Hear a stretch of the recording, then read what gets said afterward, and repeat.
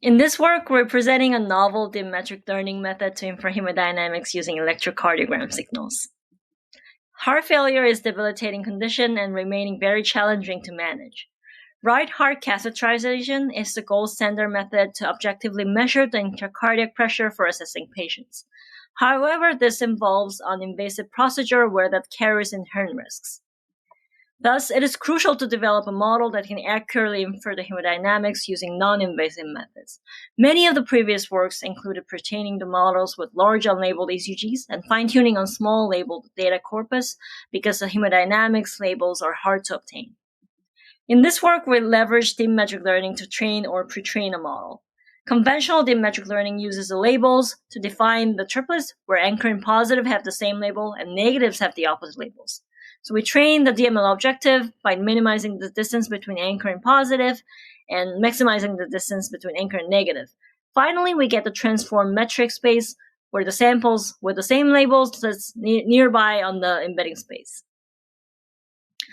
We used two different datasets in our cohort. One dataset includes relatively small number of samples with ECGs and matched wedge pressure, and another dataset includes ECG dataset without matched wedge pressure label.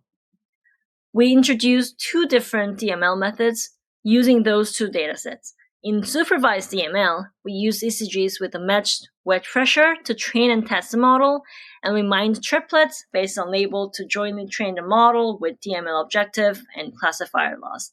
In our proposed novel method, which we call self-supervised DML, we use the dataset without wedge pressure and mine the triplets by ranking the ECGs by dynamic time warping measured against the anchor. Then we pre-train the model using DML objective and fine-tune with the labeled dataset for hemodynamics inference task. Our DML method outperformed other supervised and self-supervised baselines in both classification and regression tasks. DML models also outperform other self-supervised methods on the embedding space evaluation metric, we call it Hyewon. Furthermore, our DML models achieve fairer prediction in the test set with imbalance in gender subgroup. The performance gap between male and female subgroups were lower in DML method compared to other baselines. And our analysis using k-nearest neighbor showed that DML models demonstrated less gender subgroup segregation, contributing to more equitable inference. The ablation studies with different DML objectives and mining methods showed that our supervised DML is robust to any variations in the objectives and mining methods. Thank you for listening to our talk. If you want to hear more about our work, come chat to our poster.